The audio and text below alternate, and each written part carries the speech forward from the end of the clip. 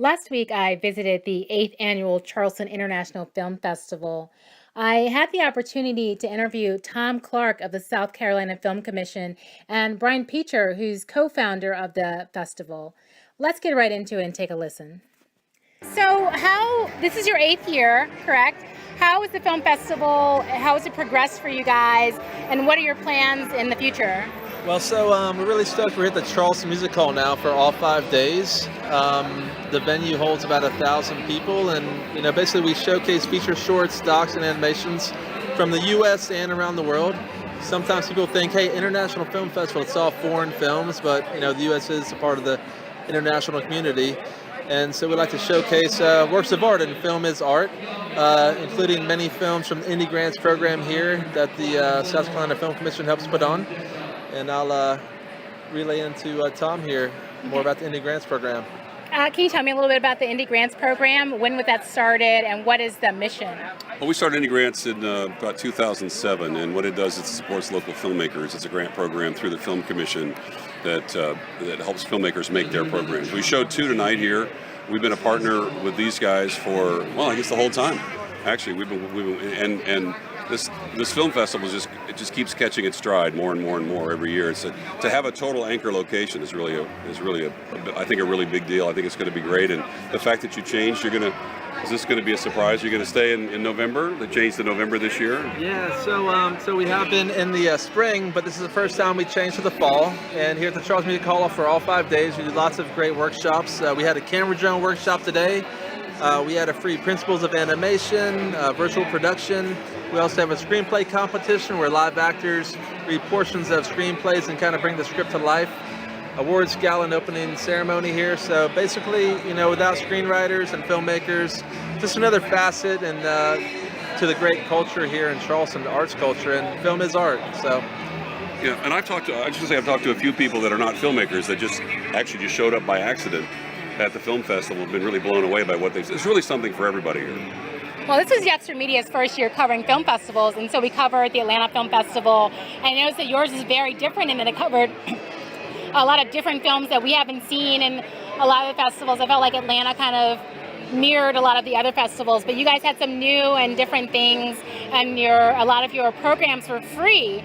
So I found that also interesting, compelling. Is that something you're going to want to continue doing? Yeah, I think that's really cool that you said that, because I'm always looking at what I'm looking at rather than an outsider's perspective. But we do show all genre, all subject matter, features shorts, docs, and animations. And we are a nonprofit organization, and we do think it's really awesome to be able to, showcase and share this with the public, even if you can't afford it, to come out and enjoy yourself. And film has the power to touch our emotions and provoke thought like no other art. And we're just really blessed to be able to do it here in this beautiful city. So we're really, really happy. Fantastic. And also I wanted to talk to you about, I know the Southeast is becoming kind of like Hollywood South. In Atlanta, I know there are tons of movies being made. Do you find that also happening in South Carolina? Is that influencing the way you guys see film and the types of films you're viewing and showing and sharing? Well, we've been doing films in South Carolina for a lot of years. If you go back to The Big Chill and The Great Santini and many of the Pat Conroy stories from the 80s. And we do consistently 3 or 4 films a year. We have been for a number of years. We stepped our game up back in 2006 when we started offering film incentives like everyone. And that's why you see the jump in Atlanta.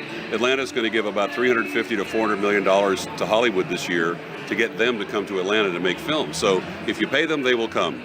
That's sort of how it works. And so that's why you've seen that resurgence. So North Carolina and South Carolina have always been kind of chugging along with film and doing film. We've got a small crew base here, a larger crew base in North Carolina in the Wilmington area. But I mean, we're just finishing an HBO show here. A Cinemax show is going to wrap in December. We finished 3 feature films this summer. So, it's small. We're not doing like 20 at a time like Atlanta is. But I mean, the nice thing about the South is that you can shoot here almost year round. And that's what makes not just South Carolina, but also Georgia a very attractive place.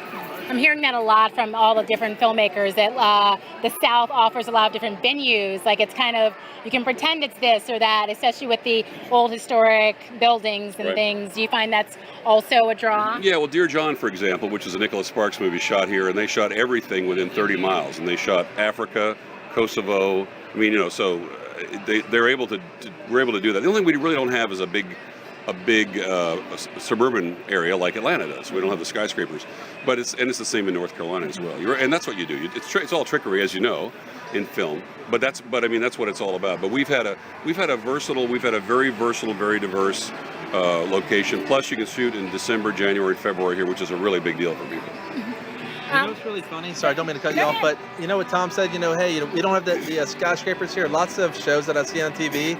I used to live out in Long Beach, California, and they're supposed to be in Miami or other places. Right, I'm right, like, I know that marina. I used to live right down the street from that. So, you don't really have to be there to be there. Two of the CSIs that are out of state are shooting in California. Mm-hmm. So, oh, wow. Yeah, Miami, and I think Vegas finally moved to Vegas, but yeah, that's the way it is. So what's your favorite film of the festival?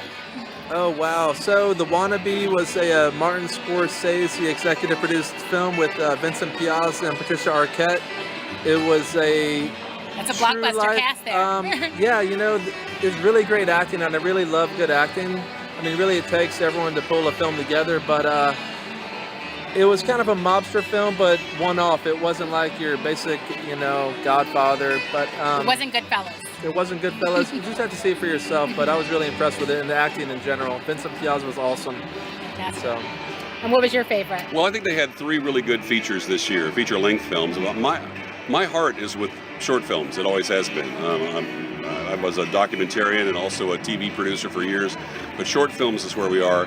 We produce with the Film Commission almost 15 short films now, and I think probably the one that I just saw tonight, almost finished for the first time, was called Eleanor Green, which is a story about a lady whose husband has died, and she decides to make one more trip to Charleston, and it's like a commercial for Charleston. It's just beautiful. It's absolutely fantastic. So I would say that, shamelessly plugging my own film, which is the John and Eleanor Green story. I gotta say really fast, shorts are very well received in Charleston. I don't know if it's because short attention span or whatever it is, but I agree with Tom. I love shorts too. You can see like a multitude of genre and subject in such a short time when we block them together. And we're actually part of the Xfinity Film Collective along with the Atlanta Film Festival, where after the event's over, we kind of choose and select the very best, and it goes to this Xfinity Film Collective, which is a brand new program that they have, which helps distribute short films to the general population. Just a really great program too. So happy to be part of the Xfinity Film Collective along with the Atlanta Film Festival. Fantastic. Well, thank you guys both so much. I love Charleston. I love coming back every year. I hope you keep it this time of year. I don't know if you know this or not, but there's like a library festival going on at the same time. And I think that is? That's something else. But I feel like this, busy. I love it. Thank you guys so much. No, thank you.